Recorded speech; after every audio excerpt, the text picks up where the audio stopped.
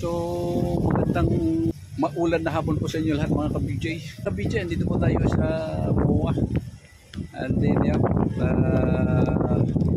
medyo may kasamaan po ang panahon ngayon. Medyo nag-ambon-ambon po mga ka-BJ. So, tingnan niyo mga ka-BJ, andito po tayo sa MOA. Ayan. So, andito po tayo sa seaside. So, habang nag-ikot-ikot po tayo sa seaside mga ka-BJ, sa area po nakikita po natin din. Makita mo yung mga barko na yan. Ere po yung mga barko na gumagawa po ng gumagawa po dito ng reclamation. So ayun po sila mga kabidyan, naglalakihang barko po mga kabidyan. So nakatingka po sila dyan lahat. So ang alam natin po mga kabidyan, pinahinto po ata sila ni PBBM. Pangsamantala po ata mga kabidyan, pinahinto sila. So gulat na gulat po tayo mga kabidyan. Pagdating natin din ngayon, so ito po tumambad sa atin, ito po mga maglalakihang barko, and ito po, and then lagpas lang po nung itong barko na yan. So nakita po natin mga kabidya, yun po yung mga tampak nila, gabundok po mga kabidya, yung mga tampak na mga ere, yun po yung mga reclamation. So malapit na malapit po itong mga kabidya sa MOA. Napakalapit lang po itong mga kabidya, mga 1 kilometers lang siguro ang layo niya po mula din sa kinatatayuan po natin mga ka-PJ. So hindi po natin alam mga ka-PJ kung yan ay papalapitin po nila ang tambak din ni mga ka-PJ. Pero itong barko po dito sa harap natin siguro nasa mga ano lang ito, nasa mga 200 to 300 meters lang po mula din sa kinatatayuan natin po dito sa MOA mga ka-PJ. Ganun po kalapit mga ka-PJ. Ayun po mga kabidya, nakikita po rin yung mga tampak nila, talagang sarado na po yung mga kabidya. Napakalalaki na po ang tampak nila dyan, napakatataas na po mga kabidya yun. Lalong-lalo na po dyan mga kabidya. Ayan. Yung tampak na po yan po ang tinatambakan nila po sa may tapat ng ano yan, sa tapat po ng PICC mga kabidya. So ngayon nakatingka rin po sila, galing po tayo doon, nakatingka po sila mga kabidya, andun po, nakahinto po lahat mga equipment nila po doon. Meron lang po kanina gumagalaw, nakita natin yung ano lang, yung bulldozer lang, yun lang po mga ka-PJ. So the rest, puros nakatambak po lahat mga ka-PJ. So ere po, pinutuhan natin. So sa nakikita po natin dito mga ka-PJ, dito po paligid po ito ng MOA, parang ang babaw na po mga ka-PJ, napakababaw na po, lalong-lalo na po dyan po sa may tapat po mismo ng kamera natin, napakababaw na po si mga ka-PJ.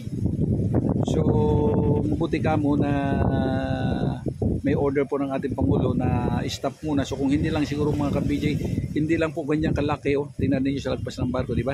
Hindi lang po diyan kalaki po ng tampak nila, siguro mas malaki na dyan mga ka-BJ dahil sa tagal-tagal na rin po sila hindi nakapagtrabaho, siguro mga almost 1 month na rin siguro pinahinto sila mga ka-BJ.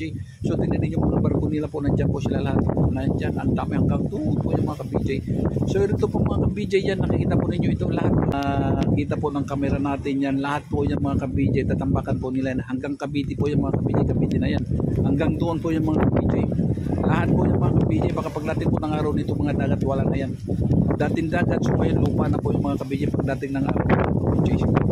At yan po ata ang kontrata sa kanila, buo po ito tatambakan nila, pati doon po mismo sa tapat ng Dolomite po sa may tapat po ng US Embassy, doon po tinatambakan na nila yan. Nagpapisa na po sila doon, kaso lang napahinto na po yung mga PJ, napahinto po muna.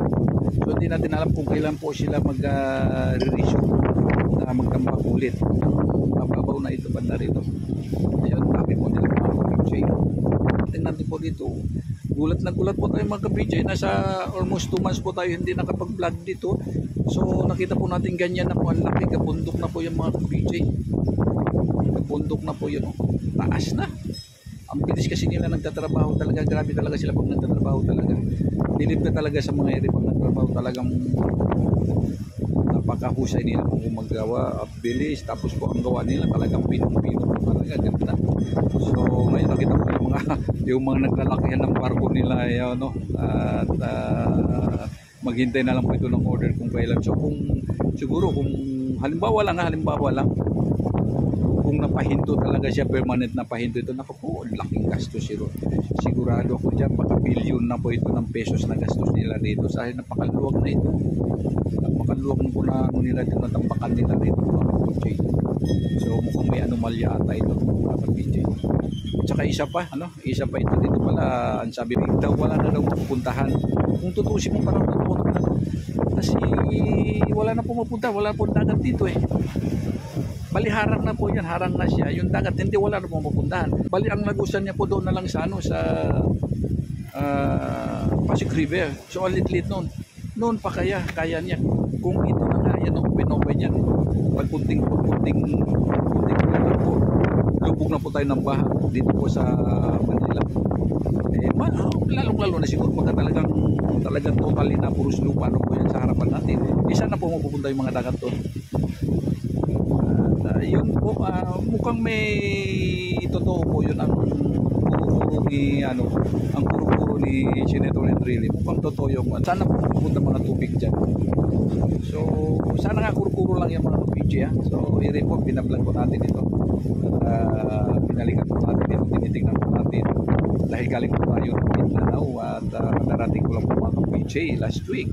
So naalala ko pala nung papunta po ako rito, nung parating na po kami rito mga PJ, dahil sumakay po ako sa Tugo. Pagpasok lang po namin din sa Manila Bay, lagpas lang po namin ng Corregidor, dito na po kami sa may banda rito. Pilit ko po hinahanap itong MOA, itong Roas Boulevard. Hindi ko na po siya nakikita, hindi ko na po siya nasisilayan. Umakit po ako doon sa tuktok sa pinakataas ng atip ng Tugo. So hindi ko po ito nasilayan. Wala na po, hindi na po natin nakikita ito dahil harang na po doon, nakaharang po yan, mga tampak na yan. Lalo na yung pag may mga building, wala na yan.